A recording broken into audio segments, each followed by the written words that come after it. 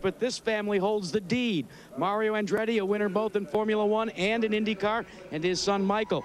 First of all, Mario, we really miss you out here. Can we ever expect to see you in IndyCar again? Well, if I can borrow 10 years from you, I think I might do a comeback. But now I'll come back as a spectator as I am now. And as you can see, it's so festive here. It's just a wonderful event, and I'm just happy to be here, really. Many people tout it as the Monaco of IndyCar. How do you feel about that? You've raced it both? Absolutely so. I mean, that's why I was so supportive of the event when it first came as as an idea back in '75, and here we are 21 years later. It's just bigger and better. Now, Michael, this place has been great to you, and it's also been very, very bad to you. And this has not been the best of seasons for you so far. How do you get the monkey off your back? By winning, and I think we have a shot. I think the car's been good. We had some problems first day, but we figured it out the second day, and unfortunately we didn't get a chance to get a good qualifying run because of traffic, but the car is capable of running up front. Can it beat the Hondas, though? You're a little bit down on horsepower, we understand. Well, it's going to make it a little more challenging. Let's check in with Gary Gerould. And the young man that we're standing next to who's acknowledging the crowd even as we speak is Greg Moore. Youngest driver in the field. You're coming fresh from Surfers with your first IndyCar podium finish, third place down there. How do you assess your chances today against this field on a very tough course to pass? It is a very tough course to pass, but I think it's easier than it was in Australia. And, I really think that here it's going to be survival of the fittest, and the same thing we did in Australia. And, I've had good luck here in the past. I finished first last year, second the year before that in Indy Lights, so I think I got a really good chance with the Players Forsyth car. How much does that Indy Lights experience on this street circuit come into play today? Well, it really helps because, the first session out, I don't have to learn the track. I can go out and I can be working on the race car, and it seems to be paying off. This morning in warm-up, we were faster than everybody, so I'm really excited. Do you worry about the strength of the Honda on the long straightaways? Oh, no, not really. I think once the Honda may be a little bit better during qualifying and practice, but once it comes down to the race, I think the Mercedes is just as strong. Okay, well, have a good one today. Thank you very much. And Paul, Greg Moore, ready to go. All right, we're all set up on the starting grid, and I'll tell you what, we're counting down to that command to gentlemen start your engines. When we come back, we'll take a look at the story of how they qualified here in 2 days of qualifying before a record crowd. We'll be right back. Today's on you. This is a happening here. There's lots happening here. How about the mega bungee? 220 feet in the air. Pretty good form. I tell you what, these folks know what they're doing. Don't forget, by the way, coming up tonight, ESPN2's boxing as Tracy Patterson will take on Harold Warren in a 10-round junior lightweight bout. That's on ESPN2. All right.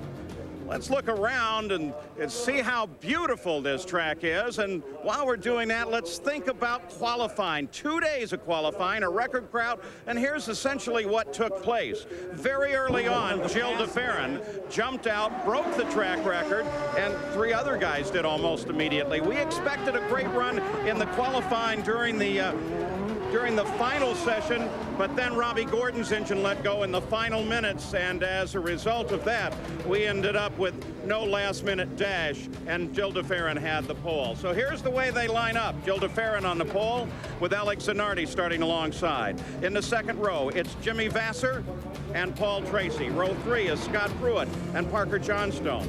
In the fourth row, it's Robbie Gordon and Greg Moore. In row 5, Al Unser Jr. and Christian Fittipaldi. The sixth row, Mauricio Gugelmin and Michael Andretti. In the seventh row, Adrian Fernandez and Emerson Fittipaldi. In the eighth row, Andre Ribeiro and Raul Boesel. Row 9, Brian Herta and Pupo Moreno. In the 10th row, Teo Fabi and Stefan Johansson. The 11th row, Bobby Rahal and Richie Hearn. In row 12, Just Krosnoff and Eddie Lawson.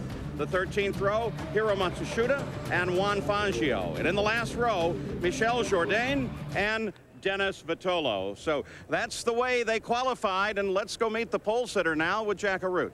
Well, Gilles de Ferran, a pole position, and you're still not in victory lane for 1996, but I was asking you before we went on the air how important the pole was at a place like Long Beach.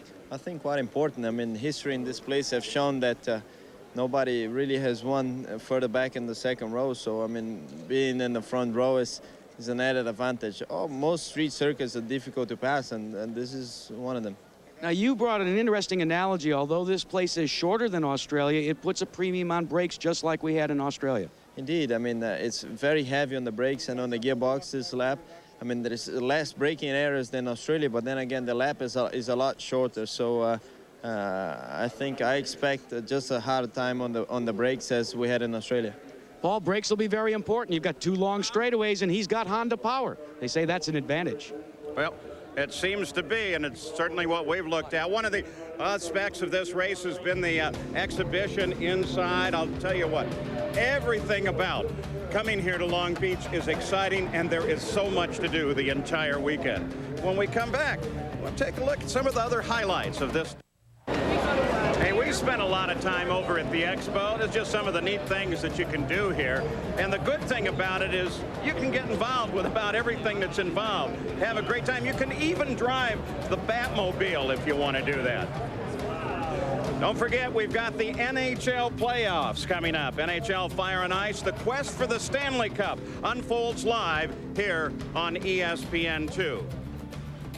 Now we stand down on the starting grid as they continue to count a little bit closer to the start. And of course, you almost don't have to introduce a guy with the merits of Dan Gurney. He's been in racing so many years and was a competent Formula One driver, competent IndyCar driver, great builder. More than competent. Unbelievable, okay? It was unbelievable. No. The thing is all of the years you've been watching, did you ever believe it would get to this point that we'd be standing on a track like this? Paul, this is as good as it gets. I mean, it's a tremendous day for us, and the happening is happening. And, they honored you here with naming the media center after you. Yes. I would have preferred a corner, but media center. But Dan, you know, you were in IndyCars, of course, in the 60s and had a great time. What do you think all the changes from then until now? You know, nostalgia-wise, I think when you look back on this, you'll say, hey, it's never been any better than what it is right now. There's tremendous amount of depth. I mean, the fact that 17 cars in 1 second on a road circuit, that's enormous. I don't know. It's just, it doesn't get any better. And if you go back to 1974 when Chris started this, and I tried to help a little bit, if you wanted to dream of something, it would be just this. It's fantastic. All right, well, the San Diego Navy Band is out here. We're all ready as we move into the final minutes of the ceremonies, and we're ready for the rendering of the national anthem.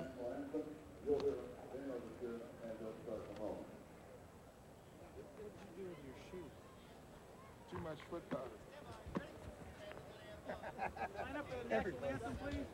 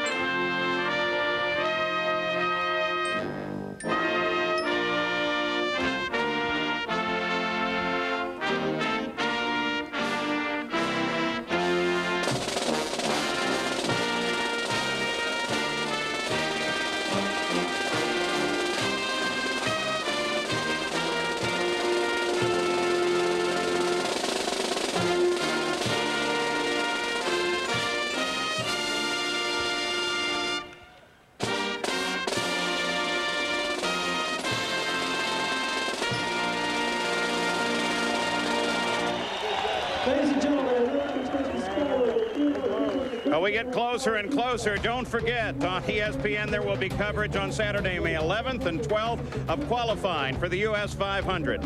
And then on Sunday, May 26th at 2 p.m. Eastern live on ESPN, the very first US 500. We'll be right back. Another record crowd here at the Toyota Grand Prix of Long Beach as they wait for the start of the engines. That's just a few moments away. Don't forget, report on this race, and if it's fast, it's covered on RPM tonight, and it's only here on ESPN2. That's at 8 o'clock tonight with Kenny Mayne. Well, what about the point standings as we come into this round 4 of the PPG IndyCar World Series? Well, right now it's Jimmy Vasser on top with Scott Pruitt just 5 behind. Gilles de Ferran, of course, picked up an extra point for qualifying for the pole. But I'll tell you what, it is a very tough fight, very tight. And who knows who the champion will be. That can't be said yet. Let's go to Jack Arute. Well, Paul, forget about Jimmy Vasser's concerns about the points. Let's talk about concerns about this race. Well, you know, we just got to focus on the race, and if we got a good car, we'll move up to the front, and if not, we'll settle in when we are and see what happens. What tells you if you've got a good car in the first couple of laps? Well, the grip level and to see how I'm running against my competitors. So, you know, the Target team's done a great job getting me here, so hopefully I can bring it home for them. Gary? Well, we talked with Scott Pruitt, who starts in the 3rd row right behind Jimmy Vasser. And Scott, you made an interesting comment this week.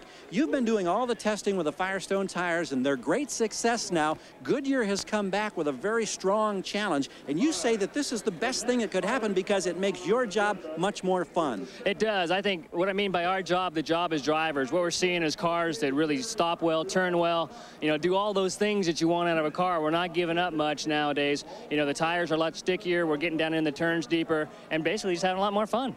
And it's reflected by 17 cars within 1 second on this grid. You make a mistake, your day's over. It's unbelievable. I mean, the competition is so close, and, you know, Firestone's been doing a terrific job, and Goodyear is come back now. And we're also seeing a big emphasis on the team, the teamwork. I mean, when you see pit stops now, things have got to happen right now, and the Patrick guys have been doing good, and hopefully we can keep it going. All right, Paul? Now we got a rather special surprise for you. There's a new band in the world. They call themselves Mach 5. It's Dave Kudray, Robbie Groff, and Jeff Krosnoff on drums. It's Jeff's band, and they performed over here at the Exhibition Center. Well, I'll be the boy in the corduroy pants. You'll be the girl at the And here we are with the drummer himself, part-time race driver. Your family has a big involvement in this race. Can you tell me about it? Well, my father became a stockholder with another buddy of his back when the race was conceived.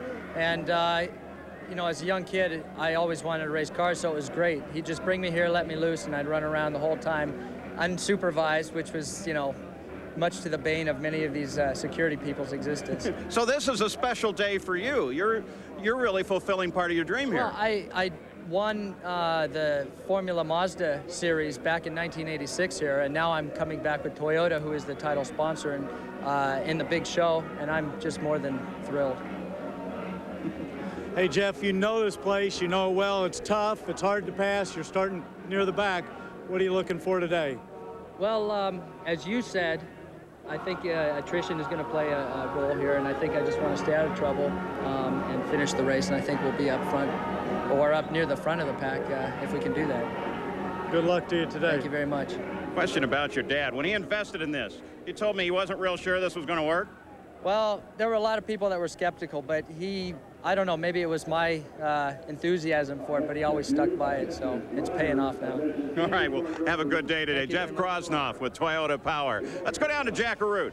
Paul, one of the great things about being here in Long Beach, California is a lot of Hollywood celebrities stop by. Jerry Seinfeld of the hit show Seinfeld. And Jerry, did you ever wonder why they call these things fire suits? Yeah, why? Why are these fire suits? They're not on fire. It's not a suit. It's a one-piece outfit. Something to ponder, guys. More importantly, though, you say you've been to Long Beach before, you've seen a little auto racing, but this is kind of a new sport for you. Well, I've never been out on the track, and they tell me this is where I'm going to be during the race. So I think, you know, this is going to be an angle that I've never quite had before. Rumor has it you're going to be handling the pit board out here in the middle of the straightaway for Al Jr., is that right? That's right. And, you know, you want a comedian running your pit board. You want somebody who's going to put things on there like your engine's on fire, just kidding. You know, that's why you ask for someone like me. Well, Paul, we're going to take our suits that are not on fire and aren't really suits and throw it back to you. All right, Jerry Seinfeld. In fact, I was doing everything I could to talk my way into doing something on his show, and I couldn't get it done. I thought I looked a little bit like George. Now, don't forget, ABC, the race will be coming up and everywhere but the West Coast immediately after this. And overhead, it's the Goodyear Eagle that floats over our track here, and it provides great aerial shots there. So let's go down now a little further down the pit road, and Gary Gerould. Thanks, Costanza Page. That has a nice ring to it. Bobby Rahal is starting deep in this field. He's back in the number 21 spot, and this weekend has really been one of frustration for this veteran driver. Best finish this year, 5th at Miami. But this morning, things were going a whole lot better. So Bobby and this team think that even though they're on the harder Goodyear compound, that it may come into play later in the race and that they can make up some ground and become a factor. Everybody knows it's tough to pass on street circuits, but strange things happen, and Bobby Rahal and his crew are hoping that they can pull up with one of those little pocket miracles today and maybe make one of those spectacular runs, even though they're starting clear back in 21st position. Paul? Well, we're at one of those great moments now as they count down. The drivers, as you see, already have climbed into their cars. They're ready to go racing. The crowd, it's standing. It's on its feet. It's all set to go here, all up and down the grid. There is tension because the drivers know that very shortly they're going to be heading down into that first turn at better than 190 miles an hour. It is a time in their mind when they go through all of the routine of the day, but it's not just the drivers, it's also the crews themselves, because they know that pit stops are so absolutely critical here. They go through their routine. They've practiced these stops again and again, including all of the possible failures, like if the air jacks don't work. So that's what's going through their minds at this moment. Then, of course, there's the overall question, will the car actually start? And believe me, that can be a very big worry. Now, when we come back, we've got a very special news segment with Jack Arute, and all of us will put the life on the line and make our picks. Been brought to you to the 22nd running of the Toyota Grand Prix of Long Beach, and we decided to add a whole new segment to this On the Grid program because often people wonder about what this or that on an IndyCar or having to do with IndyCar racing is all about. We gave Jack Arute that excitement for, did you ever wonder?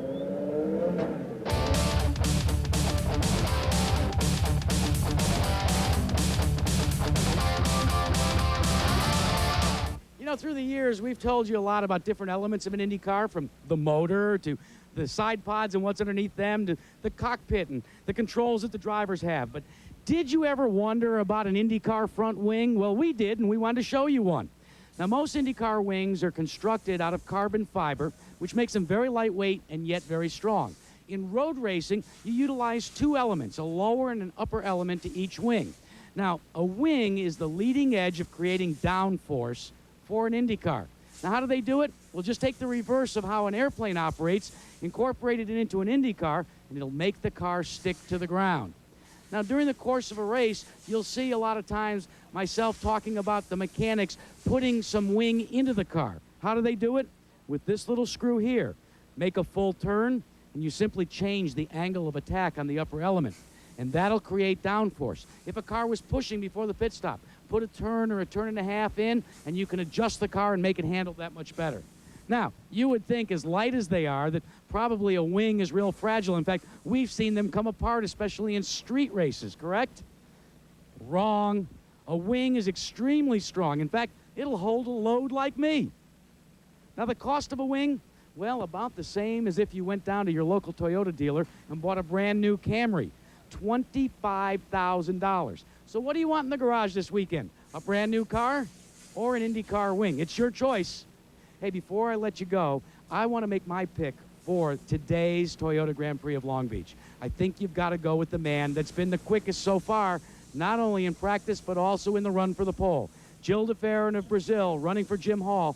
Looks as if this could be the race for him to break into the winner's circle in 1996. Let's check in with Gary Gerould.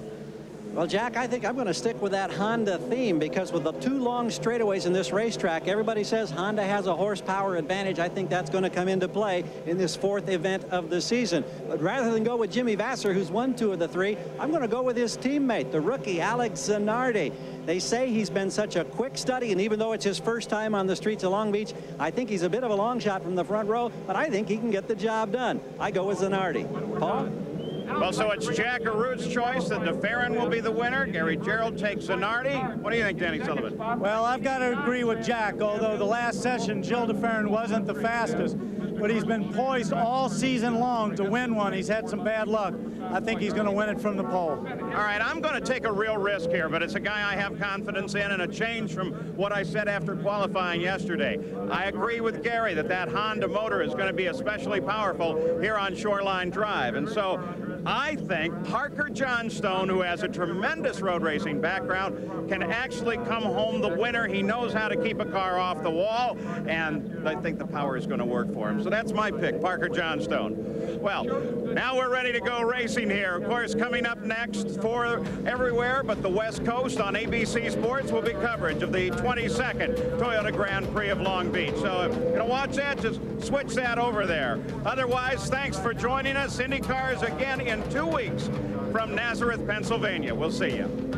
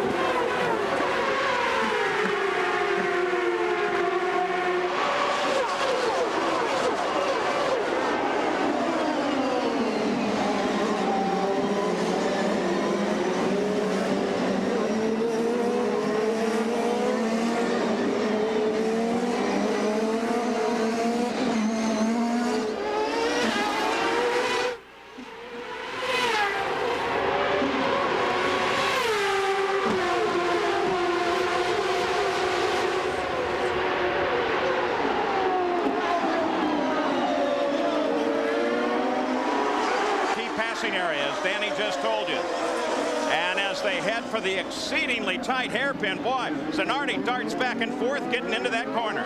He did. He was trying to carry some speed around there, got on the brakes. He was also trying to protect his position in case somebody tried to move around him right there. But all in all, I think it was a very clean start. Doesn't seem to be any problems. Look at this, though. Jimmy Vasser in that red car trying to get around Paul Tracy. You're now on board with Vasser as they move through turn 1 into turn 2. Chasing Paul Tracy, battle for third. Scott Pruitt, second in the points, sitting just behind Jimmy Vasser. So the points battle is represented right there in 2 cars at 4th and 5th. Parker Johnstone sits right back behind Scott Pruitt. I don't think that Jimmy liked getting passed on that first lap by Paul Tracy. He wants that spot back. He wants to not lose touch with those leaders who look like they're just pulling out just a hair, and he doesn't want to lose that gap. But are there 2 different attitudes there in Tracy and Vasser, one looking for points? No, I think they're both looking for points. I talked to Paul Tracy's one of his mechanics earlier. He said they really have to finish this race and get points. So does Jimmy, because he wants to protect that championship lead. But as you can see, he's very quick down the straightaway there, and he wants that spot back. And also that gives him a cushion to Scott Pruitt. DeFerrin and Zanardi, they work on the lead, while Jimmy Vasser is working on Paul Tracy. And 103 laps to go. There's our list. We have the leader, how much he leads by, and then the rest of the field and the interval back. Down Seaside. Battle for third heats up a little bit. Jimmy Vasser looks left and right. Can't find room. Nothing changes in the order. That's also a tough spot to pass in there with a quick car, because it's a very quick corner, so you're not braking as hard as you are at the end of the other straightaway. But I think what Jimmy's got in mind is right here. He wants to come out of that hairpin very close behind Paul Tracy so he can draft him down the straightaway and use that Honda power to get by. You see right there, Paul's leaning a little bit to the inside to protect his spot. Whoa, and they touch. And they it looked, touch. Whoa. Oh, that was unbelievable. I couldn't believe Paul moved over. Boy, he's really protecting his line this early in the race. That's with a guy that wants to get some points, that's pretty tough. They might have damaged their cars. Here it is again. Look at this. He'll come over. Boom, he turns Jimmy's tire in there, but that's just the steering. Both wheels turn. Hopefully they didn't do anything. It'd be a pity to lose those guys early on. Well, that's going to be the real question for the Ganassi team and the points leader, Jimmy Vasser, here, whether or not there's any problem with that right front, because how much do you have to knock it off before it matters? You don't have to knock it off a lot.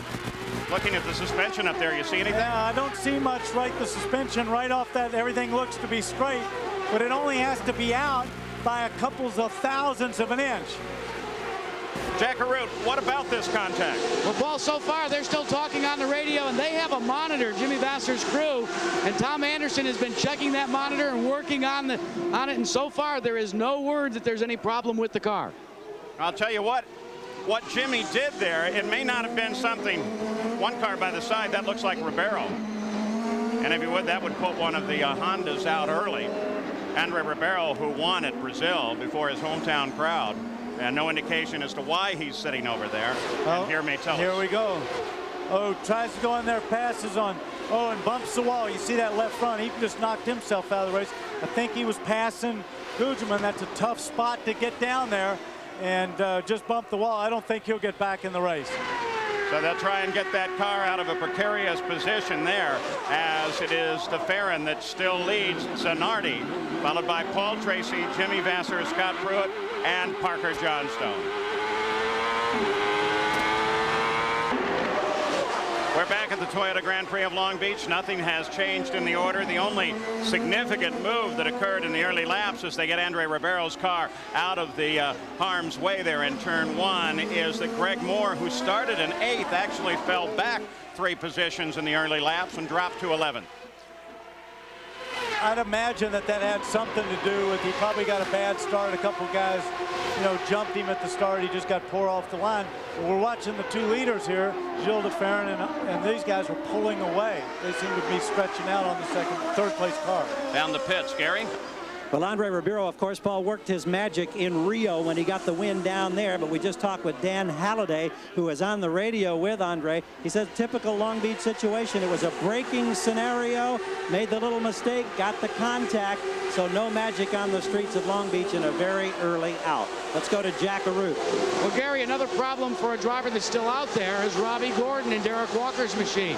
They not only cannot hear on pit road the transmissions from Robbie Gordon, but here's a twist. Robbie Gordon cannot hear their transmissions either. So they are running totally blind. No ears at all for that team, Paul. On board now with Parker Johnstone, who is now beginning to make his moves and jump forward, trying to get up through that field. But Tracy's dropped way back. Look at Parker's going to make a move on him. That's Paul Tracy in the first car. Second one is Parker, but I saw smoke coming out of his back wheels. All right, Tracy was that glimpse of smoke that you saw, and here is what it was. Oh, he locked it up completely. He got in too deep and spun it.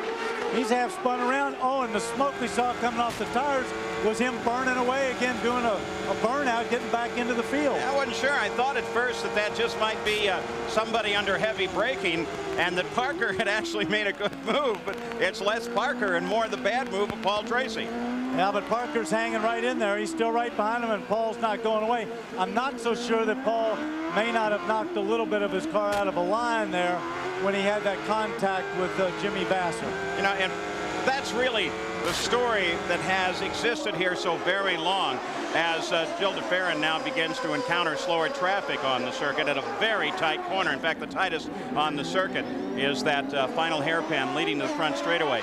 Things happen so quick. There are walls all the way. It's really a concrete canyon most of the way here. You make any mistake at all, you're either going to touch somebody or touch a wall. Let's go down to Jack now. Well, let's update you on Paul Tracy. Now, that slight spin from Tracy was not related, I repeat, not related to the accident or the altercation that he had with Jimmy Vasser. But he has reported to Chuck Sprague on the radio that he thinks there might be a slight problem in the suspension. And he says so far the car's a little off, but he can still drive it. Gary?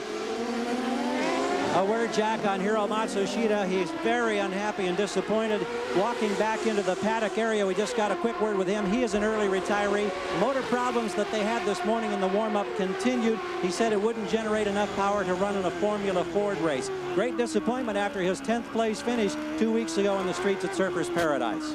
Yeah, report is electrical problems on that car. Well, and in fact, we were standing right by his car while they were playing the national anthem, and they were changing an ECM unit there, which is the electric black box on the car, and the guy said he'd been having problems with it all day.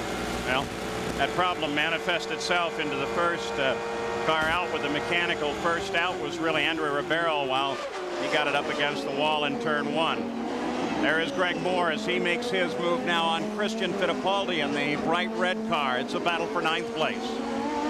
You know, Al Unser Jr., he's right in front, sitting in 8th. That's such a tough spot to pass, as they both the real passing spots are, because you're coming from about 190, 195 miles an hour down to probably about 60 miles an hour. That's hard braking, and everybody's got the same brakes. They're all trying to get a move. Look Moore at that. makes Greg a move Moore to the inside. He gets Christian. around Christian Fittipaldi. Christian's coming right back. There's that new camera also on Christian Fittipaldi's car. Let's just ride with this for a moment. I thought that was a very professional move by both of them. He came in there, he made a clean pass, and he got by him, and Christian didn't try anything silly. Now listen to the gearing here.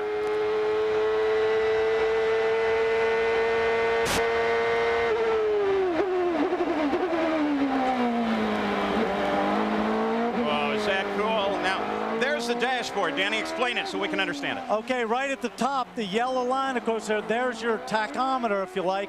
You can see the number 14. That's about where they change.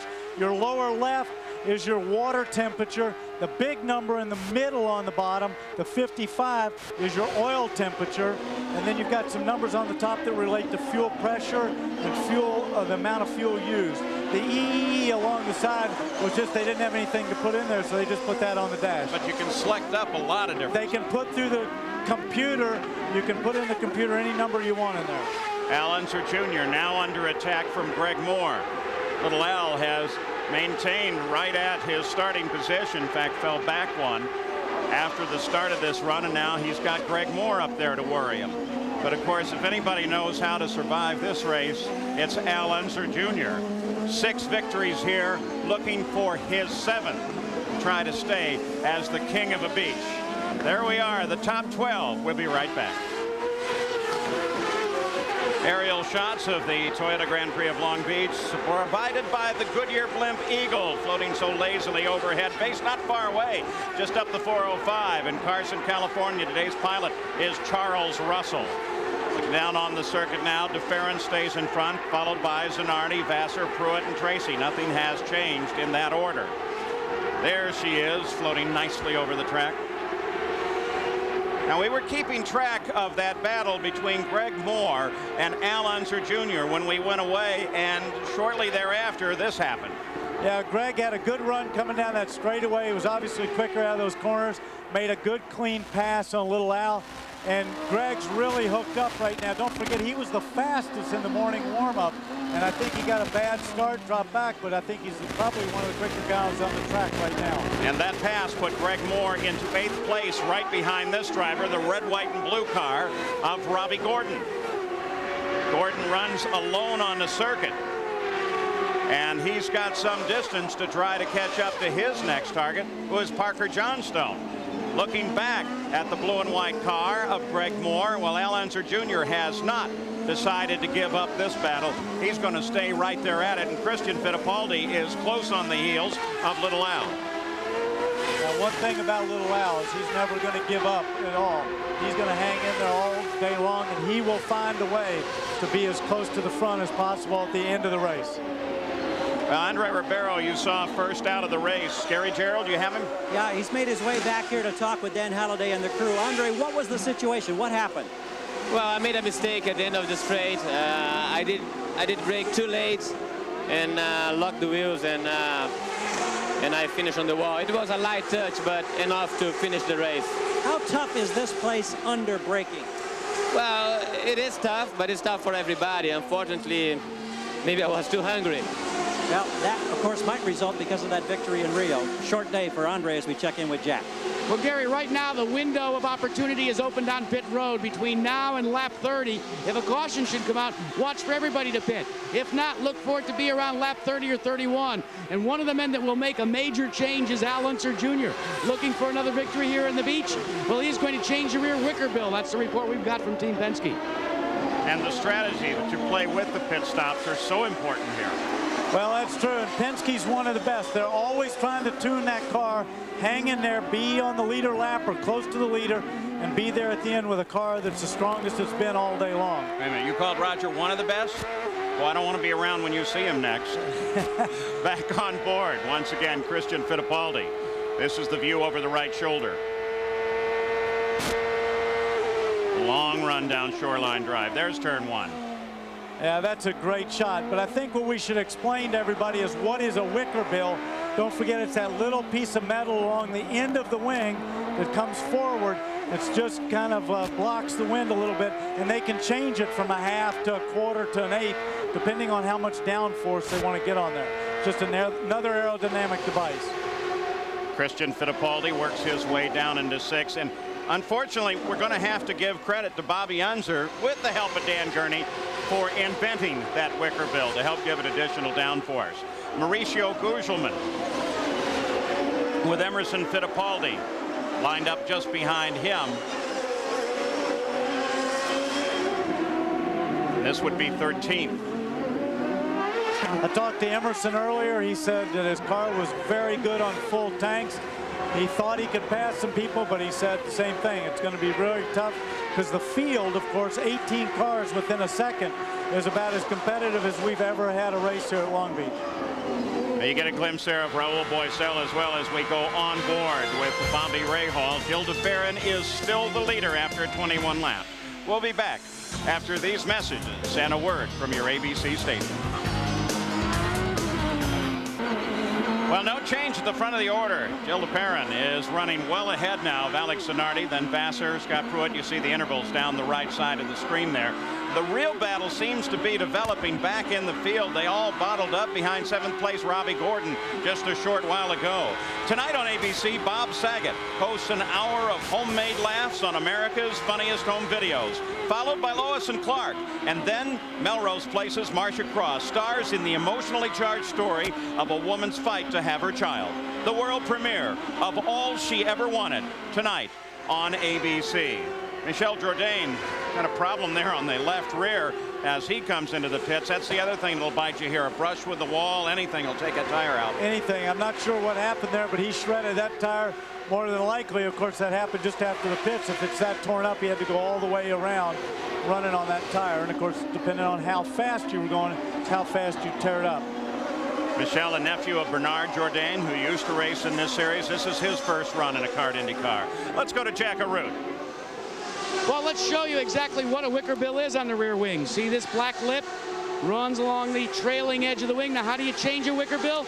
Real simple. Lift up the flap, slide it out, slide the new one back in during a pit stop, and you can change dramatically the handling characteristics. Gary? Jack, one of the stories that's key to this race this weekend is tire development. We've heard so much about the success this season of Firestone, and now Goodyear has a countering salvo here at Long Beach. They'd been working on a developmental tire that they'd planned to introduce on the streets of Detroit. And after Firestone had another great weekend at Surfers Paradise in Australia, the folks at Goodyear in the last 2 weeks have worked virtually around the clock. Consequence, they've come up with a new optional tire. Significantly different construction, much softer compound. All but one team elected to start the race that is running on Goodyear on the option. The question is, how would it wear as you got to about 30, 35 laps? Apparently their test indicated it was good enough. They've been running fast. Gilles de Ferran is on a set of these. He'll be coming in, and we'll see if they stay with the optional tire, if they make a change to a harder compound. Tires, of course, such a story. We're still focusing on this, the best battle on the circuit, as Greg Moore continues to work on Robbie Gordon in an ongoing battle for 7th place that now Al Unser Jr. and Christian Fittipaldi has joined. And, of course, he made a great move there. They were passing a slower car, that green and white car of Dan Gurney, and he didn't want to lose ground to Robbie Gordon, so he forced his way through there, too. Juan Fangio saw him, knew he was being lapped, very politely moved out of the way. At the front, it remains de Ferran, followed by Zanardi. Paul Tracy is now beginning to close on Scott Pruitt, but it's not as good a battle as this one right now, as Greg Moore, who has been so spectacular to watch, has a little piece of debris on one of the suspension parts in the front left there. He continues to worry Robbie Gordon.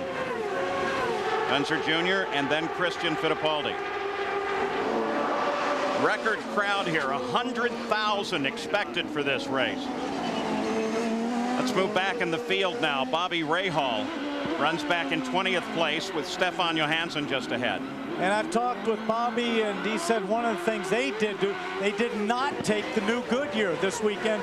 They didn't feel their tire, their car was handling good enough. It didn't work on the new tire, so they stuck with the old one, hoped that maybe they'd get an advantage on the distance that they could go on that tire. This camera, of course, mounted on the nose of Bobby Rahal's car. There's the one over his right shoulder.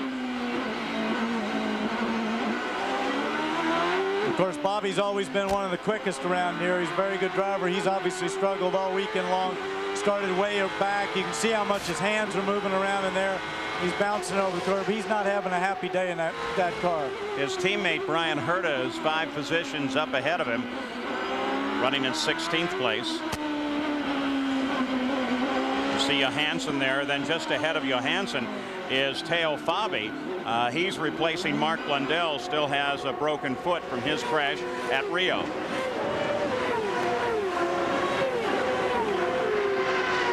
Along that tire front that you were talking about, of the top 10 qualifiers, half of them were Goodyears and half of them were Firestone.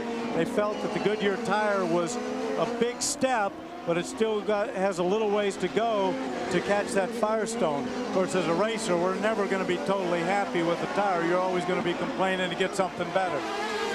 Coming forward now to 11th place, Michael Andretti. And Jack Arute, you've been keeping track of him. Well, Paul, as you look on board, Michael Andretti one of the major problems that Michael has had is severe understeer with the car since the drop of the green flag. Now, what his crew has told him is, stay out there. We will make an adjustment during a pit stop. But Danny Sullivan, when you've got understeer in a concrete canyon like this, you just can't use the typical Andretti pedal to the metal style. No, and I think you can actually see him moving his hand into a different position. See how high it is on the steering wheel there, his right hand? He's not having a comfortable time. Right in the middle of that steering wheel, you'll just see that little light come on right there, just right in the middle. That's where he hits the maximum RPM, and he has to shift. That's his warning, so he doesn't have to look down at the tack. This is a great shot there. Now, if we hold on here for a second, you'll be able to see him in this hairpin. See how far he had to move that hand up? I don't know who that was. Very nice of him to get out of the way. And you can see the light right there, right? Boom, the light comes on, that little red light. That means you're supposed to shift. And then there's another LCD display right in the center of the wheel. Well, that's true, but they don't put that much up, and the one in the middle, they can type in messages. But what it actually tells them, that little, looks like a sliver across there, that's where his fuel used is in there. He's got more gadgets on that steering wheel than most people have on the dash. At the front of the field, Gil de Ferran still with a record pace, 105.5 miles an hour. The record is 99.2. 31 laps are complete, 105 the scheduled distance. And it's Gil de Ferran that is out in front of Alex Zanardi. Nothing has changed there. One of the great things about the happening here at Long Beach is that they have all the souvenirs you could ever possibly want. Yeah, Page family spent a few bucks back in that area over the weekend, and we enjoyed every minute of it. We'll be right back. Back at the Toyota Grand Prix of Long Beach as you ride with Robbie Gordon Saturday at 3, 2 Central and Pacific. ABC's Professional Bowlers Tour rolls into New York for the Bud Light Championship. And then from San Juan, Puerto Rico, it's the men's and women's event finals from the World Gymnastic Championships presented by State Farm. That's all Saturday here on ABC Sports. Robbie Gordon, 7th place. Here's the key right now. This battle has heated up between 4th place Scott Pruitt and Paul Tracy. Had his spin just a little bit earlier, but now he's coming back, and we're coming down on top of the pit stops. That's right. Well, Paul's really come back from that spin, but with all these battles going on in the field, this first set of pit stops is going to be critical. Whoever gets that little gap on the other guy, this is going to be paramount. Now, something else we've learned is they've dropped the speed limit in the pits from 80 miles an hour to 60. Now, what most people do, of course, is just readjust their computer, and they have a switch that detonates and slows the engine down when it gets to 60 miles an hour. Of course, if you turn it on. Michael Andretti in Australia forgot to hit his switch. I don't think we'll have a lot of that today. So we keep track of the run, this time looking down on Shoreline Drive from the Blimp Eagle at that ongoing battle, Pruitt and Tracy. You know, from a driver's point of view, too, if I got a pit stop coming up and I know I got a crew that's really good and I don't have a clean shot here, I mean, a really clean shot to get by Scott Pruitt, I might just wait and see if my pit crew can do it in the pits. Just stay right there with him, get in fast, and if my crew can get me out in front of him, I haven't had to take a chance on a dangerous pass. You know, you talked about the pit speed and how to control it. Dennis Vitolo has already been in and out of the pits, and apparently he didn't have the button working or maybe forgot to push it, whatever. 67 miles an hour, black flag. He's in for a stop and go. Well, that's right. And let me tell you one thing about the speed limit. They give it 60. They'll give you a cushion of 5 miles an hour. So they'll let you go to 65. You go over that, you're in big trouble. Zanardi due in another lap or so, Jack? That's correct, Paul. They've already cautioned him about the pit speed. We're looking for all the front runners to come in the next 2 or 3 laps. But watch for a crew member to go to the front wing. He'll make an adjustment. Now he's going to go up a turn to a turn and a quarter on the front wing, trying to solve a little bit of a handling problem. Oh boy, based on the pace he's set, as he chases de Ferran, it's not much of a problem, but I guess when it keeps you from getting around the leader, the problem to that team. Well, or it could just be a problem in traffic. If he's going up on the front wing just a little bit, means he has a little bit too much understeer. The front's not working as good as he wants. He's going to put in a little bit more aerodynamic device in there, see if he can get the front settled down, and hopefully be quicker, maybe find a way around de Ferran.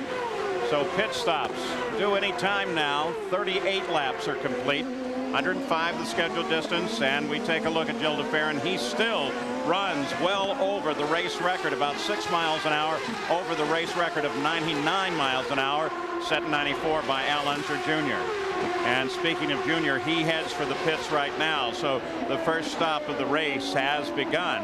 Al Unser Jr., though, was in 11th as he headed into the pits. We'll keep track of it for you while we watch for the leader to make his stop. Already, Al Unser Jr. has rolled away. That looked routine. It looked routine, but if he came in maybe one lap out of step of everybody else, it might be that he's just trying to get that little bit of an advantage in traffic. Brian Herta is in, and here is the Jim Hall team as they wait for the leader, Gil de Ferran. We watch with them. They'll change, and they're going to stay with the option, the softer compound tire. We're also anticipating that they'll make a change and put in more nose wing. Excuse me, Gary. Bobby Rahal has gotten together with one of the target cars. It looks like it's... And it appears to be Zanardi. Yeah, look at Oh, my gosh. And he's crunched that big time. Look at him. He is just devastated. Here it is. Rahal just cut across the front of him. Is that the way you'd read it? I'd read it that way. I don't think Bobby ever saw it. But to be fair, Zanardi, I don't think And we got a problem in the pits. Robbie Gordon, apparently they've got a fire on that car. He's saying, no, let it go. I'm all right.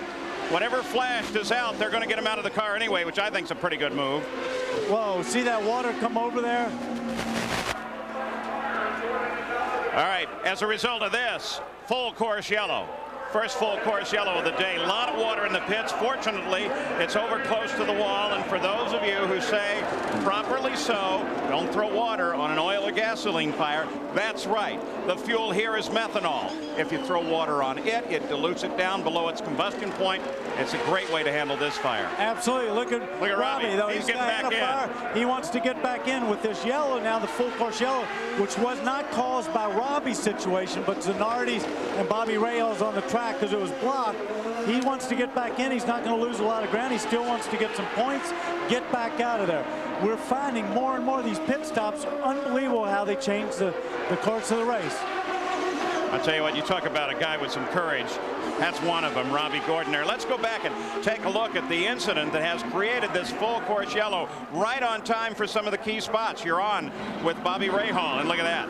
See, if you look at that, you never saw Zanardi in the picture. I don't think Bobby really saw him. He was looking at the car in front to maybe have a look to see if he could get by there. Zanardi hadn't made a clean pass, but Zanardi probably thought, hey, I'm in second place. They got to let me through. It's a slower car. You know, one of the things the designers have been talking about is you look at that car, and he stalls it. Let's go to Jack. Well, Paul, we're down here in Robbie Gordon's pit. His father, Bob Gordon, is here. And, Bob, you were here when it happened. Tell us exactly what transpired. I don't know really what happened. I don't know if the thing was still stuck in as Rob took away, but I know it caught on fire, and we tried to get him out as quick as we could, but there was a little fire. They're still trying to refire the engine. Let's try to show you what we say. We say he starts to pull away. When he says the thing that was still stuck in, it's here at the end of the fuel hose. There's a connection. There's a connector right there, and you can see it's been covered with water. The red part, the little silver piece has to engage. Now they say it stayed stuck in, and when he began to pull away, that's what opened up the fuel nozzle and caused the methanol to get covered all over the hot car, and it ignited. Well, thank goodness Robbie Gordon is obviously okay. Now, one thing the designers, here's the onboard situation, then we'll get to that, Danny. It looks like a routine stop, takes his little drink of water, revving the engine to keep it running, changing tires. Everything's okay. Now, don't forget the guy's fueling right now. You can just see his arm there. Stalls the car, and they're going in, but all of a sudden somebody's throwing water. They've got a fire going someplace. Maybe he pulled away a hair too early. I don't know. In safety, they have to get him out. So he's going, no, I'm okay. I'm okay. But they want him out of the car in case the fire gets any worse. See, the hose is stuck. Yeah, they're struggling with it. Oh, I see what the problem is. He's just moved forward, probably tweaked it. He's got it jammed in the side there. They can't get it out, and it's just spilling out enough fuel. And, of course, the engine is right behind that, goes down onto the exhaust or some hot and ignites. If you can see on the side of the car there, they built up the sides of the cockpit where Robbie's name is this year, going back to the accident with Rahal. Some of the guys, especially the people who work on the mirrors, say that they may have to work on how the mirrors are in the future because of that little blockage, you can't actually see out alongside the car like you used to be able to. That's right, but right in front of his name, you can see how it's cut down there, and they've got to improve the mirrors probably. All right, you see the order. We're under full course caution. De Ferran made his stop, stayed as the leader. Jimmy Vasser came up into second place with the accident. So the unusual always happens here. Well, here's the way the PPG point standings are in the championship right now, with Jimmy Vasser coming into this race leading Scott Pruett by a mere 5 points. And then a very tightly bunched group all the way down to the current race leader, Gil de Ferran. So the points fight very definitely on here. And as we've seen so many times, guys have been well behind at the midpoint in the season and still come back to a championship. There's our Toyota pace car. By the way, the pace lap, we didn't get a chance to mention it, was driven by football great Walter Payton. Now we're back actually to the regular pace car drivers in the series who are professional drivers. So that's Supra out in front of the field. Now here's the accident with Rahal and Zanardi. See, Alessandro, he wasn't there. I don't think Rahal saw him. It comes back to a little bit of what we were talking about before about the mirrors. Don't forget, these cars are designed by aerodynamicists. They want to get it as sleek as they can. They want to make those things hanging out, i.e. the mirror, as small as possible. You see Robbie Gordon's right there. It looks like they've made it bigger. And I also believe that Robbie has knocked the one on the left side off, or it's askew. He was trying to adjust it going out of the pits. All right, let's go to Gary Gerould. Quick word on de Ferran. It was a 14-second stop. They did add to get downforce at the front end of the car. They gave him a radio report to make sure he got behind Teo Fabi on the track or he'd get a black flag. They complied with that, no problem. Others in this area, Greg Moore, the reason he dropped back early, had an electrical problem. They think they fixed that all right. No change for Christian Fittipaldi. Michael Andretti also added some wing. Jack? 16-second for Vasser. A wing adjustment for Scott Pruett. And Danny Sullivan, you're correct. They're going to bring Robbie Gordon in the next stop. They'll change that left side mirror. So as they come back, the green flag, the first full course yellow of the day. It is actually, of course, de Ferran that is the leader of the race, but he is third back in the order. Cars in front of him are laps down. Parker Johnstone had a great stop, of course, aided somewhat by the yellow flag. He went into the pits in sixth. He came out in fourth. So it's de Ferran, Vasser, Paul Tracy, Parker Johnstone, and Scott Pruett, the top five. And Pruett right there working on Johnstone. Yeah, but that's one of those sucker spots. You got to be very careful there because you think you can get by him. There's just not enough room. He looks like he's making a move down the inside, but he's going to probably get blocked by Boy, that it's other going to car. get tight And here. look at this. Oh, look at Pruett. Comes across in front of Moore, tries to get Parker. Wow. Great racing, and right behind him, of course, is Christian Fittipaldi. So everybody that matters in that battle's right together now, nose to tail. De Ferran pulling away from Vasser just a little bit. Christian Fittipaldi got underneath. He got underneath Greg Moore in one of those spots that you shouldn't take a chance. And look at that, he pulled it out. And little Al is stuck right there, right behind Greg Moore in that blue car. He's going to make a go at the end of the straightaway. And the straightaway at the end, turn one, is definitely an area you can make a pass in, though everybody proves me wrong. That's cool. Well, don't forget, too, they're also thinking about points. And Al Unser Jr. is a smart guy. He didn't win those championships by being foolish. He's going to make his pass when he can. De Ferran at the front, then Vasser, then Paul Tracy, Johnstone, Pruett, Christian Fittipaldi, Moore, and Al Unser Jr. This whole group that we're looking at. What do you think? Got one shot down that straightaway, and they said, Al, let's rest one or two, huh? Might have done, but I tell you, you got a great group in there, a lot of young guys, aggressive, and they see that opportunity. They know how tough it is to pass. They don't want to give it up. And what a group Lawson right actually there. at the front of the order, though he's a lap down. Let's go to Gary Gerould. Well, here's Alex Zanardi. Alex, I know this is great disappointment. What happened?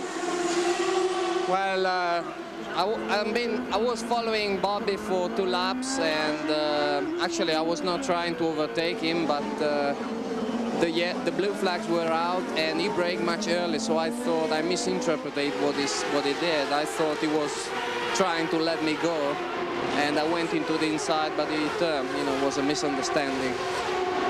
Can you tell us about conditions of your car? Did you think you had the power that you could win this race if you were able to stay out of trouble?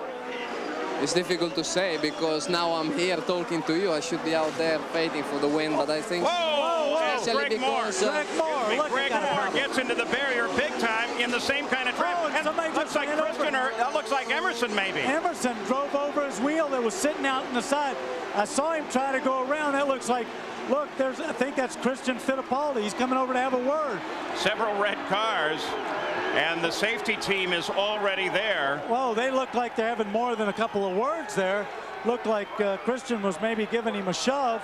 They had to separate him. Yes, that's Christian. He's hot. Oh, Christian's furious. That Brazilian temper. I saw earlier that Greg Moore in the corner previous went around the outside of him, and I guess they didn't have room when they got up the other side. Well, the IndyCar safety team separates the two. Greg Moore, who is privately a very mild-mannered driver, but hot on the race cars, and Christian Fittipaldi, who is absolutely furious with this situation, wisely walks over behind the wall, still angry. And Emerson Fittipaldi indeed was also through that accident, and he's out. The right front wheel cut off the car. We have a full course yellow for the second time of the day. Boy, one very angry guy. Let's go up and take a look at this. This is from overhead. Okay, see Greg on the outside around that red car, gets around the outside. They come back.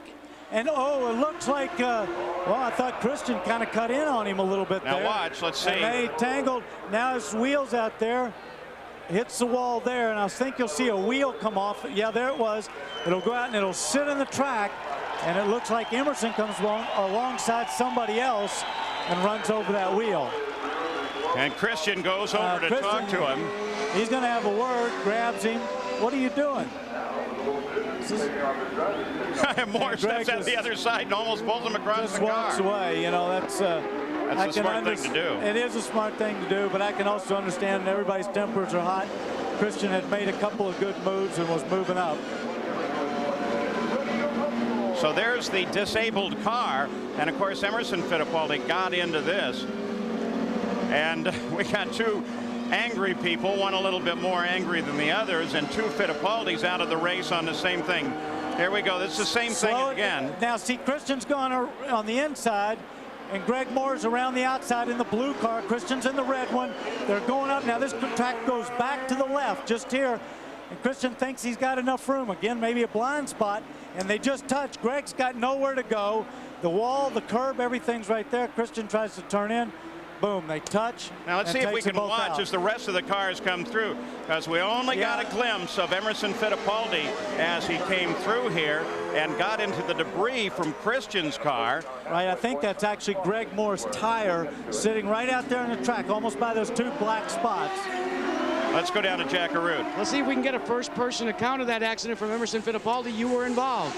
Well, Jack, I was just coming in on the corner when I saw the crash happen. And one of the wheels was on my way, and I couldn't avoid it. Just drove over the wheel and banged on the suspension. That's a shame. You were just running your type of race. We were monitoring the radios, and you seemed very comfortable in the car, and it was going to be one of these where you thought the race would come to you. I'm sure it was going to happen, and the car was good, the brakes was good, the engine was good, everything was running beautiful. And then your nephew was also involved. You probably didn't get a chance to see it, but he went over and not only had words, but I understand that maybe he had a little bit more than words with Greg Moore. Well, I don't know what happened, and that's a shame what happened. And, you know, being out of the race is the fourth race now that I hope from now on Nazareth will be running strong and be the end of the race. Well, you saw from the overhead video that Emerson Fittipaldi is pretty lucky to be there, because he really smacked into that tire off of Greg Moore's car. Watch this as he comes through here. It'll be the red car coming down. The wheel assembly, not just the tire. That's heavy. It's got everything out there. See, you know, that's what threw him. The car in front of him moved right out of the way. Emerson never saw the wheel and ran right over it. That's a pity. Yeah, he was tucked in right behind Raul Boesel. So we're under a full course yellow. Here's the lineup as they are. DeFerrin, Vassar, Tracy, and John Stone at the top. We'll be back after these messages and a word from your ABC station. We got a good view of what will be the California Speedway. Not far from here, Roger Penske. There is Bill France Jr. They were all part of it. That's what the site used to be. And here is what it will be. by next year. One magnificent racetrack. Now, about that accident earlier, let's go down to Jack Arute. Well, let's check in with Greg Moore. Greg, give us your version of what happened out there. Well, Christian got slowed down in turn 6, and I went around the outside of him, and I was ahead of him coming out of the turn, and then we went side by side into 7, and I had the inside line, and I guess he just didn't want to give it up, and you can't go side by side through that turn, and we just came together. He chopped in front of me a little bit, and we came together, and it's just a racing accident, I guess. A little bit shocked what happened after the accident? Well, I guess he was just a little excited about the whole thing, and we'll go into Nazareth, where I know the whole Players Foresight team can win that race, and it's too bad here because I think we had a good chance, but it's too bad. Let's check in with Gary for the other side of the story. Well, here is the other side of the story. Christian Fittipaldi, we just heard from Greg Moore. What was your situation here going into that turn? I think my situation was quite clear on the TV, and it was quite clear that I got hit by his front wheels on my rear wheels. So unfortunately, I think when that happens, it's not that we were racing, we were side by side. We went in the other corner side by side, and there was absolutely no problem.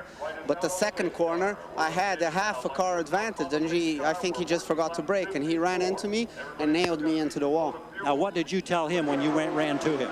It's simple. You can lose a race on the first lap, and you can never win one on the first lap. There's still like an hour and 15 minutes to go, and lots of racing is going to happen, and I think he was a little bit too much revved up. And we already hear that there's a $5,000 fine waiting for Christian Fittipaldi, a preliminary ruling. Billy Camphausen just told the team.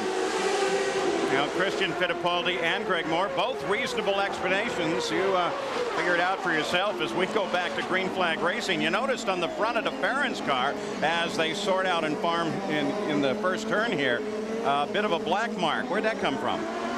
Well, I guess what happened was at the same time that Greg Moore and Christian were getting tied up, Robbie Gordon locked him off the track, sorry. That's okay, locked him up, and Gilles hit him up, the backside, and it doesn't look like it did any damage. Probably marked the nose cone, put some probably scrapes in it, but he seems to be running okay.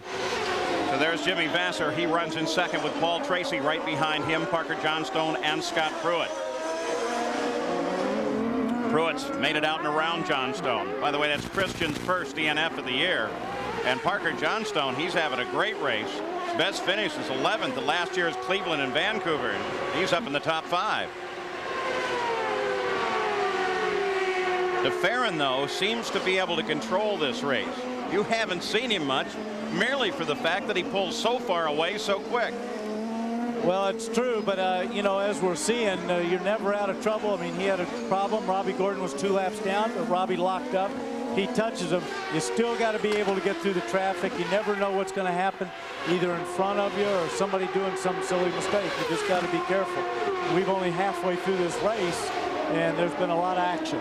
Scott Pruitt working on Paul Tracy. This is the battle for third.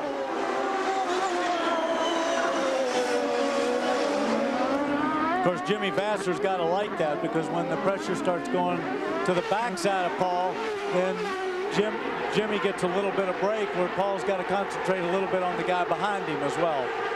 As we keep track of this fight, an announcement made here this weekend. Carl Haas has worked to deal with Swift to manufacture an Indy car for the season upcoming, and that'll mean we have an American chassis to join Dan Gurney's Eagle chassis in the series. And isn't that incredible? How many years have we all known Carl Haas to be the Lola importer? Anything to do with Lola was Carl Haas. Everybody even believed Carl owned part of the factory. And now he's going to run a Swift next year. Which is in large part, if not wholly, owned by Hero. Let's go to Michael Andretti. He's back in 7th place. Here he comes behind Al Unser Jr., now behind Eddie Lawson. On board with Michael, Lawson just ahead. Lawson, by the way, is joining a group of drivers who are heading out tomorrow to the aircraft carrier Carl Vinson to spend a couple of days watching guys in the Navy, guys and gals in the Navy, you don't want to make that mistake, as they launch and recover aircraft off the Carl Vinson, a nuclear-powered carrier. And who put that deal together? A little something I figured out, a little something. Well, those guys in the Navy have been great. Of course, I've Brian Herta in turn, and Robbie Gordon in the last turn, the hairpin. Remember, that's one of our spots I said was a little bit of a sucker spot. Robbie, of course, wants a jump start. Of course, he's 2 laps down, but sure, he wants to get back into this race. Yeah, but you know what? And there he goes. Giving him a start. He's Here's still what in it. set it up. Comes in, takes a look, goes inside, and Brian doesn't see him. Is that the visibility issue again? No, it's just one of those spots that you think the guy's got to really to take a chance to go in there. It could be a little visibility because you've just come around that left-hander, but that's one of those spots that ask you to come in there, and it's not always the best place to go. Now, Robbie Gordon gets the better of that one as Brian Herta is still sitting by the edge of the circuit. There's your leader, Gil de Ferran. His bright yellow Pennzoil car. And he is 5 seconds ahead of second place. Jeff Krosnoff here with Toyota Power, unfortunately out. Gary? He had a dream as a 13-year-old when he first came to this street circuit and watched the Formula One cars. Now he's here driving. Unfortunately, a short day, Jeff. I know you had difficulty in the warm-up this morning. Did that just continue then in the race? Right. I mean, the guys did a great job to get me back out for the race, for the start. Unfortunately, it just didn't come right. We gave it our best effort, but, you know, it was bigger than us today. A steep learning curve. Hang in there. Thank you very much. Paul. Great guy, though, Jeff Krosnoff. Has a band of IndyCar drivers. We saw him perform this weekend. And he didn't sound too bad on those drums, did he? So Gil de Ferran is the leader of the race. There's the smudge for Robbie Gordon's car on the nose. We'll be back after these messages and a word from your ABC stations.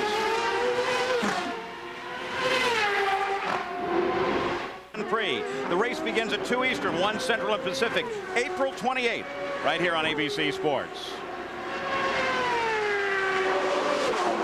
We talked about the debris. Looks like it came off of Michaels. Yeah, that looks like Michaels' wing. Yeah. He must have run up underneath somebody. It looks like on the left side, you can see that piece torn up.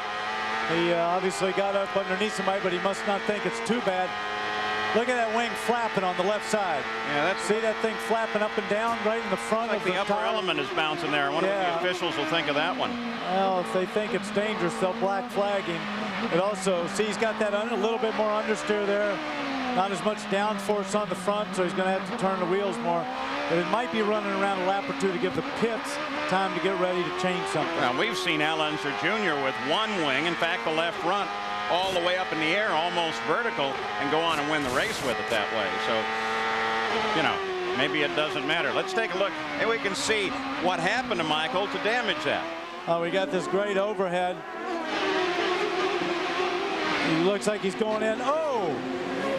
You know, see, he wasn't completely by him. Teo Fabi just went in there, just cut that wing right to pieces. Was he trying to get Teo's attention, or was he waving at the pits when he went by?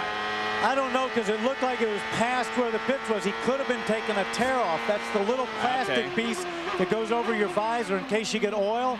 You tear it off. That's why they call it a tear off, and tear it off, and it just throws away. And we haven't seen it from that angle, so it's the first time we've seen a driver do that. Down through the gears. There's Fabi.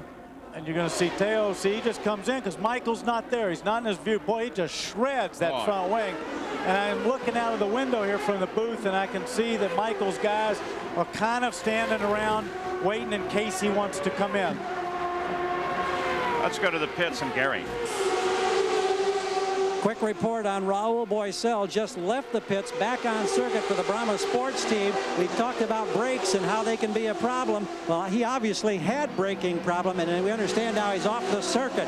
They were bleeding the brakes. They fired the engine and sent him back out. But obviously things not going well for Raul, whose best finish this year was 7th down in South America. Yeah, just take a look real quick on his left rear tire and his right front. You can see the blisters on there of the of where he's having problems. He's probably locking it up, and of course this isn't a place you want to have brake problems. Jimmy Vasser, the points leader, as we've got well, Teo Fabi, as a result of that confrontation, as he has to limp back. Exactly. When he shredded that, it obviously tore up his tire. Now he's got a long way to go. He's just past the second, third turn. He's got a long way to go with that tire as far off as it is right now, and he's going to be lucky to get it back with no suspension damage. Teo Fabi has to work his way back to the pit and be very careful to hope that that rubber doesn't bounce around and rip the rest of the car up. He was running 10th before he got into this situation. So it's still Gil de Ferran, led right from the start on this race, and he commands the action with points leader Jimmy Vasser chasing him down. This is what the new aquarium will look like here. They're under construction right now, a 156,000 square foot building with a projected attendance of 2.2 million visitors a year. It will become true to life of this sculpture with a blue whale out to greet everybody right at the front of the lobby. And it should be terrific. There's the work they're doing on it right now. We'll be right back. You're taking a look backwards from Parker Johnstone's onboard camera. That's Al Unser Jr. chasing him. Nothing's changed at the front. It's DeFerrin still in the lead. But we've got a couple cars with some interesting problems. We'll start with Jack Arute. And let's start with Scott Pruitt, who was running in the top 5. They reported a header problem. It seems the header is broken on the Ford Cosworth engine. Now they'll try to make some hasty repairs. They've lifted the bonnet, but this will definitely take Scott Pruitt out of contention. And they're going to make the changes now on the electronics portion of it, and they're going to try and restart the motor. Paul? Well, so some hard work, some very dangerous work because of the header temperature. Those gloves help, but not all that much. And of course, he was up in the top 5. And so what that means now is DeFerrin is still the leader, followed by Vassar. But Tracy is 3rd, Parker Johnstone is 4th, and Al Unser Jr. is 5th. So King of the Beach is whittling his way up there. Working his way back up. And let's look at one other thing. Oh, there's Robbie Gordon. He looks like he's locked him up and going straight. He's having a wild day, isn't he? I'll tell you what, he's been everywhere. Of course, it's a desperate drive when you go 2 laps down. That's right. He's trying to make something from nothing. He's trying to get him to push him back. The car doesn't look bad. The nose still seems to be intact, but he's trying to get him to push him back. All right, let's get an update on Scott Pruitt, Jack. Well, Paul, you can hear Scott Pruitt in the background. He tried to put the car in gear and he stalled it. But they are going to restart it and send Scott Pruitt back out. So there goes the auxiliary, the electrical starter. The only way you can start these engines, you don't want to push it real hard for about a quarter of a mile and tire your team out. Rules don't allow it anyway. You can't go very far like that, but if he does have a broken header, it looks like we're going to get a full course yellow, and obviously because Robbie Gordon is in a dangerous spot, so we're probably going to get some pit stops here. All right, so with Robbie Gordon in a precarious position down at the first turn, full course yellow, 3rd one of the day. Scott Pruitt makes it back into the fight.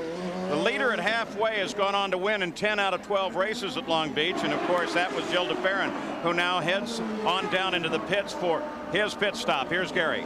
Well, the first stop was executed in 14 seconds, and there was drama that forced us to leave that stop. Everything looks great for Jim Hall's team. We watch and we listen. They made a wing change on the first stop. Nothing this time. They got him rolling under 13 seconds. Boy, great job by that team, and they know it too. And of course, you see that red car that's coming down the pit lane behind them, of course, is Jimmy Vassar. Jack? Yeah, Danny, Jimmy Vassar had a very uneventful pit stop, but while all that was going on, the same could not be said for Team Penske. Paul Tracy came in, stalled the car, refired it, lit the tires up, and actually hit a tire that hit Richard Buck's crewman on Al Unser Jr.'s car. So under the full course yellow, Gil DeFerrin is the leader. Still some debris to clean up in 1. We'll be back after these messages and a word from our ABC stations. After he had a situation that brought out a full course yellow, and here it is, Danny. You're going to see him coming down into turn 6, critical braking area, in there deep. Whoa, he's locked him up. He couldn't make it around. Boom, but as we saw him in the pits, he didn't damage the nose.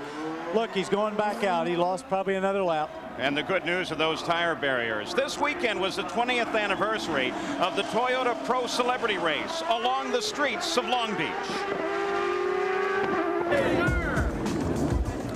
It is tough out there. The Pro Celebrity is one of the favorite events of the weekend. Movie and TV stars will come out to race against one another, and all of it goes for charity. I've seen Alfonso backwards on the racetrack and still not hit the wall. Thank you, man. Thank you. I got big car problems. This weekend, the celebrities donated $50,000 to Southern California Racing for Kids charity. And of course, the stars were everywhere. The start of the 20th anniversary race had Grant Show and Wayne Rainey leading them down the track. Early on, Leslie Goodell in car 11 went sideways, while Matt Tajan, who paid $33,000 at an auction to race, went nose first into the wall. An expensive weekend.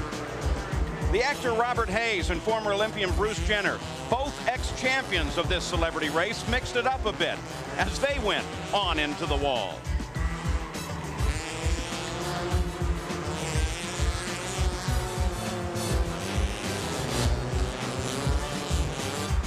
Finally, Grant Show from the series Melrose Place brought in his car number 16 to the finish line as all but 3 cars finished on the lead lap.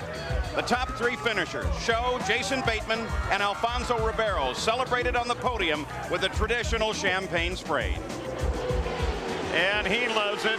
A record-breaking weekend here as we look down and we go back to green flag racing. Gil de Ferran leads it. Paul Tracy has managed to move up into 2nd place. Vassar 3rd, Johnstone 4th, Allinger Jr. 5th.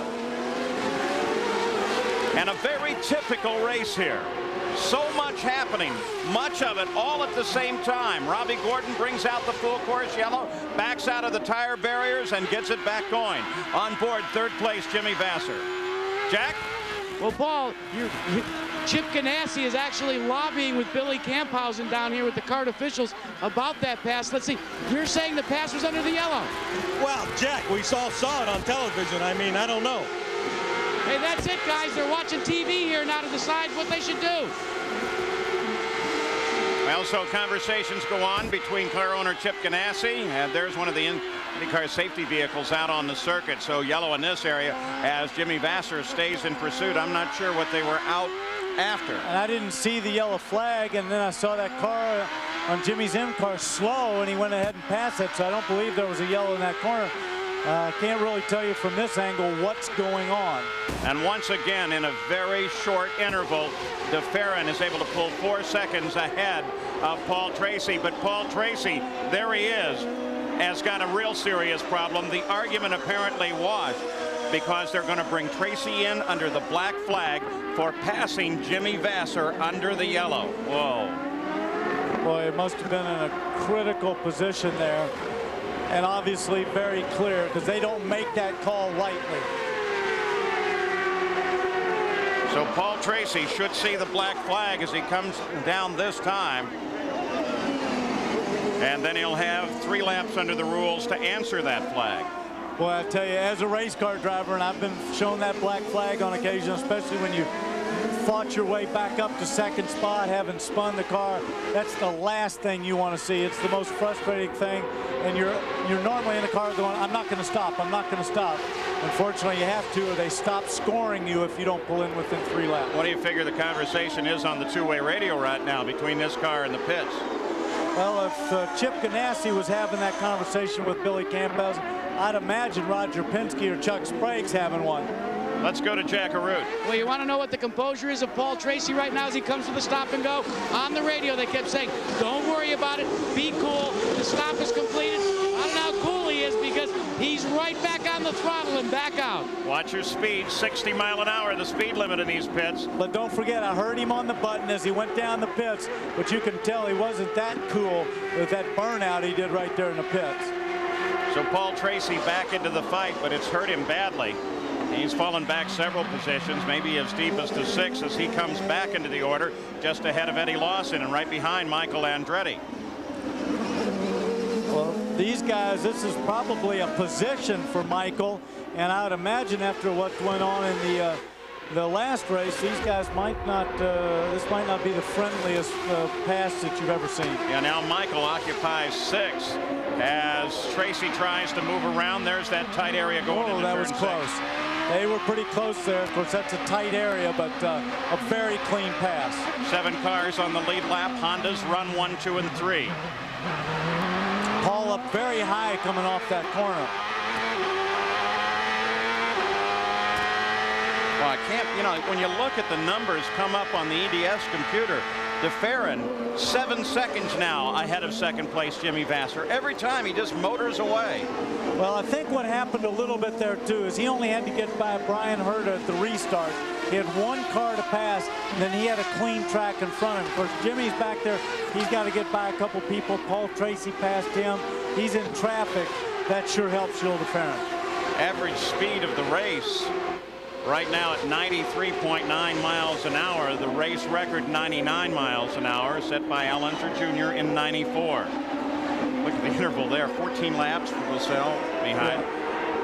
Let's go back to third place. Parker Johnstone, as he battles with Al Unser Jr., who's coming down on top of him. Still not in a position to actually move on the pass. Maybe by the time they get around the backside of the course, he will be.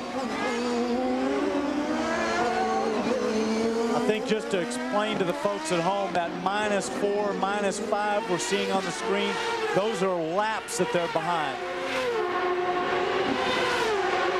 Tracking away back behind this, Richie Hearn, who started 22nd in his first race with these guys, has moved up into 10th place.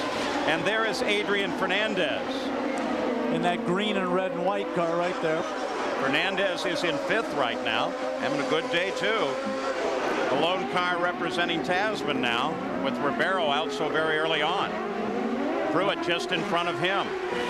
Of course, Scott's way down after those that pit stop, so I don't think he's going to give much opposition there to Adrian.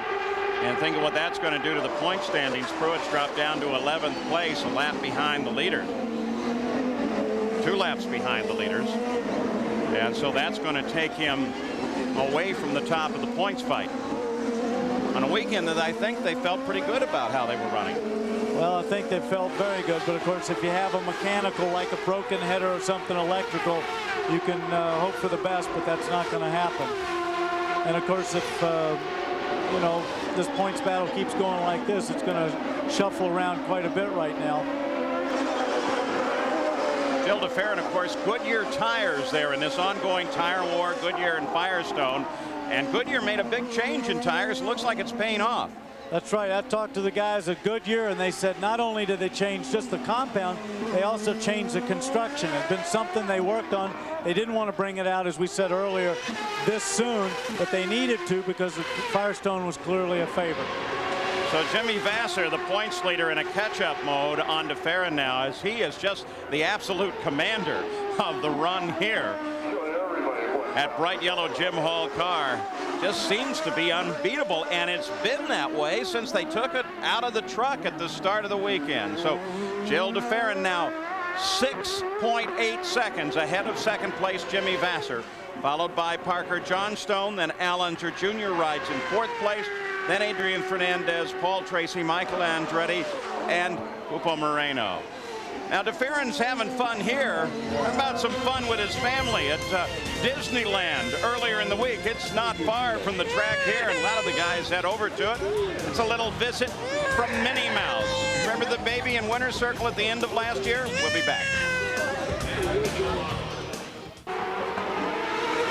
We're back at the Toyota Grand Prix of Long Beach as we take a look at the interval now. Gil de Ferran sits there at the top of the order. And boy, look at Paul Tracy as he and Fernandez have been battling back and forth. Next Sunday at 3 Eastern, 2 Central here on ABC Sports, Michelle Kwan and Todd Eldridge team up to challenge their fellow countrymen in the Hershey's Kisses Figure Skating Challenge. And then Billie Jean King, Steffi Graf, and Chanda Rubin talk candidly about the past, present, and future of women's professional tennis when Nike presents A Passion to Play. That's next Sunday here on ABC Sports.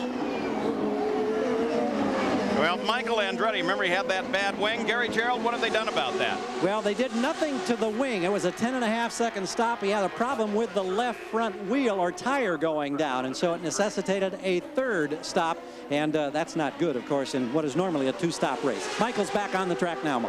And running in 7th place, so Michael Andretti still staying up there. He probably had a little problem from the debris that came off of that wing, and he picked something up if it was the left front. Got a little carbon in there, punctured the tire, probably had to change the tire. Well, we have just crossed the 88th lap. 105 the scheduled distance, 166.95 miles. Gil de Ferran is the leader, followed by Vasser, Johnstone, Al Unser Jr., Paul Tracy, and Adrian Fernandez. You're on board with Michael. Take a look at this. Here's the leader of the race. Now we're looking for Jimmy Vasser's red and yellow car. There it is. Looking for 3rd place now. Parker Johnstone, there he is. And then Unser Jr. And then Paul Tracy way back there. Yeah, but of course, don't forget Paul had that stop and go, and he's really been moving up through the field. He's got the bit between his teeth. What he wants right now is another full course yellow to get up with the bunch, because he can't make that ground up all by himself. He needs a yellow. You got a glimpse of him for a moment. We got some interesting names in the top 10 here. Moreno is now at 8th position, and Eddie Lawson has made it up into 9th. And one car slowing, that's Teo Fabi. He's been out of trouble a couple of times today. Yeah.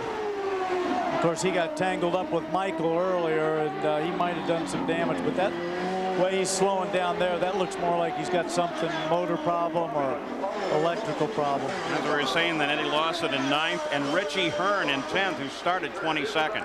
Oh, and you just saw him turn right in there. That's the back door into the pits. That means he's got a big problem. His day's probably done. So now on board, the points leader coming into this event, currently running second, 7 seconds ahead, about half a straightaway on the pit straight Shoreline Drive here. And not to necessarily divert your attention from the track, but you see all those high rises? 22 years ago when this thing started, they weren't there.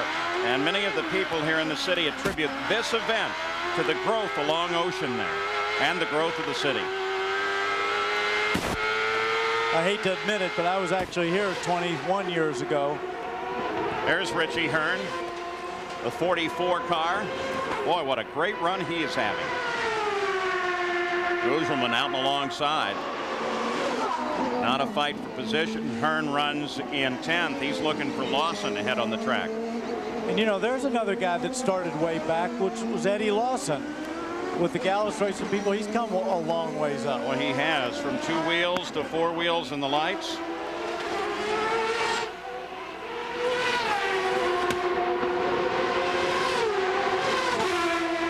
Look at him.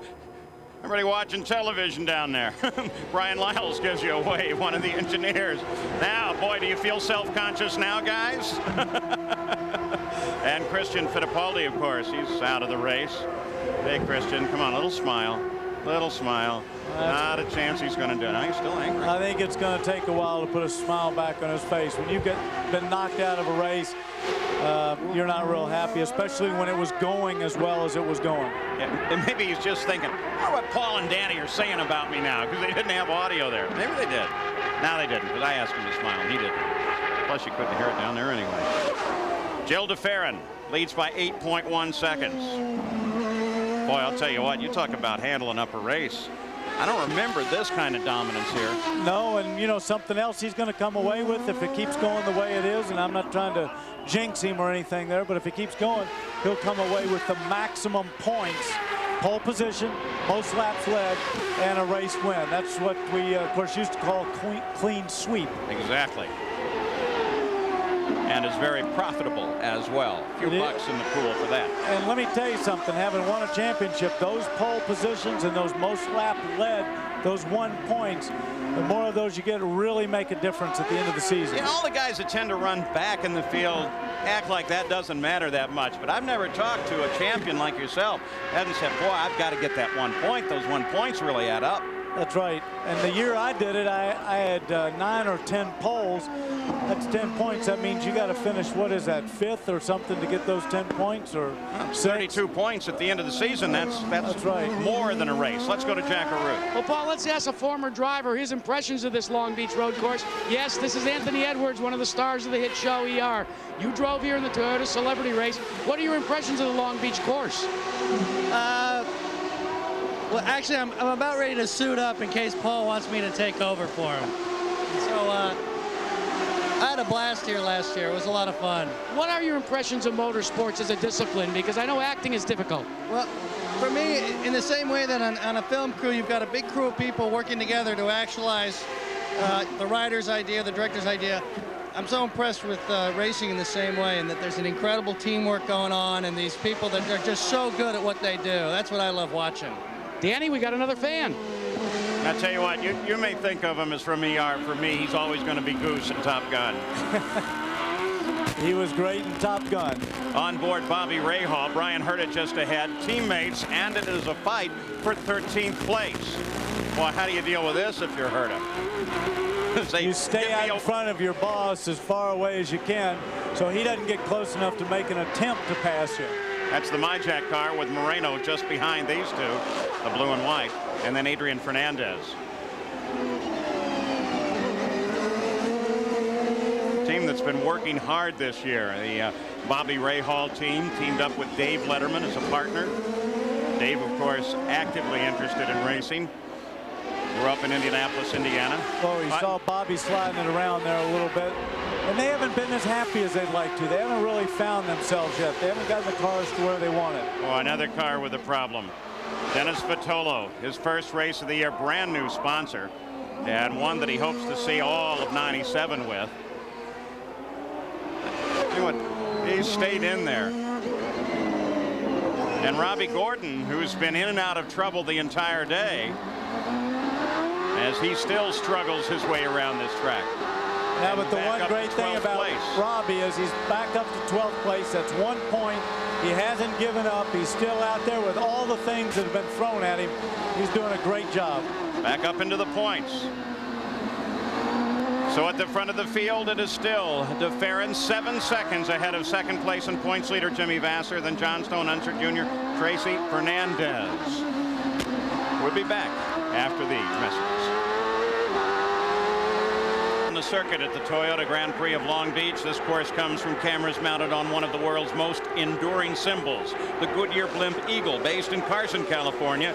Been providing these aerial photos. 1996 marks the 71st consecutive year that a Goodyear blimp has flown over a major sporting event. Here on the track as we ride with Parker Johnstone, who currently rides in third place. It's still DeFerrin leading. Remember, Mario Andretti led start to finish twice here.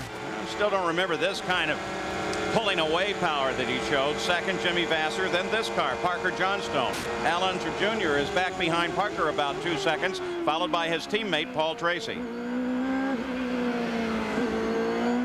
Let's go to Gary Gerould. Well, Doug Peterson is one of the co-owners of the Bricks Comtech racing team following Parker Johnstone. Doug, regardless of how this ends up in the last few laps, what does this kind of performance mean to a young team trying to establish itself? Fantastic. Couldn't be better. Our team is, we've had a tough time the first 3 races, and we're all under pressure, and we wanted to do well for our sponsor Motorola and for Honda. And this is just couldn't be better. We've done 2 flawless pit stops. Parker's driven a flawless race, and all we can ask is to finish third is just beyond our hopes. Well, we hope we see you on the podium in a few minutes. Congratulations here, a little prematurely. Thank you very much. Well, the leader, Gil DeFerrin, has just passed over the 100-lap mark. 105 laps. We'll be with you right to the finish of the run. I always get nervous when an owner or somebody talks like that, because it almost like it jinxes it, you know. But I'm watching Gil out there. He seems to be driving very conservatively. He's only got 5 laps to go. I don't think he wants to make any mistakes, obviously. Richie Hearn coming up. I'm wondering now, is that some stuttering we're seeing out of that car? I don't know. I mean, I thought. Look at it.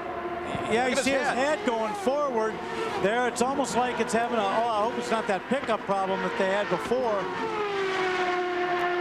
Well, Richie Hearn overhauls the Handley. Look at smoke at the back of the car. He's got a problem. Oh, no. So far. He's come so far, and here comes Jimmy Vasser.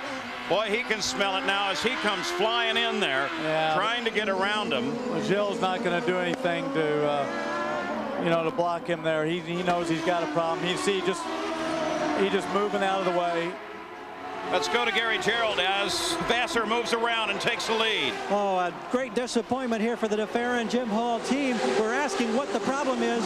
The engineer, Bill Prappa, says he doesn't know for sure. They don't know if it's a header problem, electronics, or what. But all they can do is watch the TV monitor in abject despair. And it is terrible news for them with just 4 laps to go. The man who overpowered this race totally takes second place as Jimmy Vasser, you saw his owner there, Chip Ganassi and Joe Montana. They cheered him on. That was the first time they saw him come down, and there is Jim Hall. Oh boy. There's Jim Hall. That's his owner, and that's a terrible feeling. Well, sadness here. A little happier in Vasser's pit, Jack? You could call this the thrill so far, but they don't want to talk about victory. They're sitting here and they're counting down the laps. The thing that I noticed, gentlemen, this week is that Joe Montana, who's involved with this team, was heavily involved back and forth with Alex Zanardi and Chip Ganassi. And Chip right now mums the word, but it was a surprise, was it not? Oh, we have another incident down there at the hairpin. It could happen, Jack. Yeah, 2 cars together. Robbie Gordon looks like Bobby. Bobby Rahal. That's the second incident for Robbie Gordon in that corner. And here comes Jimmy Vasser very carefully through there. Jack, sorry for the interruption. Maybe we can go back to you, Jack. Guys, they don't want to talk right now. You can see the look. They got sunglasses on, but their eyes are glued to a TV monitor right now. The triumvirate of Mo Nunn in the red, and then Chip Ganassi on the outside, and in between Joe Montana. Two, well, I'd say tackles trying to cover the quarterback right now. They don't want to talk. They want to see the checkered flag. I think Jack's excited about this too. He was down there in that pit and got caught up in it. Let's go to Gary Gerould. Gary Gerould. And Paul, the crew now has confirmed they believe it is a header problem on DeFerrin's car that is costing him now to limp around. So Jimmy Vasser, yellow flags, but he already knows about this. He's been through it once. Takes over the lead. DeFerrin falls out with just 4 laps to go. And Jimmy Vasser will see the white flag as he comes flying down Shoreline Drive. 3 races in a 4-race season. Is this guy and this team powerful? Jimmy Vasser through turn 1, 2, 3. Parker Johnstone sits back 3.5 seconds. So yeah, but Jimmy's going to drive very conservatively as he has all day. He's not really been in the picture. He's always stayed right there, second or third. He's going to get those points, but look at that. Look, and there's Parker. He's trying to make up some ground. In there. And of course, locks it up. And of course, don't forget, he's got Al Unser Jr. right there behind him, so he can't afford to make a mistake, and he can't be too conservative. Final turn for Jimmy Vasser, car 12, Chip Ganassi's target car, and he takes the checkered flag, the win. 4 in a row for Firestone. Parker Johnstone comes home in second. Unser Jr. stays in there in third, followed by Tracy, and DeFerrin is able to manage out with a 5th place finish. I'll tell you what, they're happy in the winning team. Parker's team was also ecstatic with that. That's his best finish ever. So Jimmy Vasser has taken the win here on the streets of Long Beach.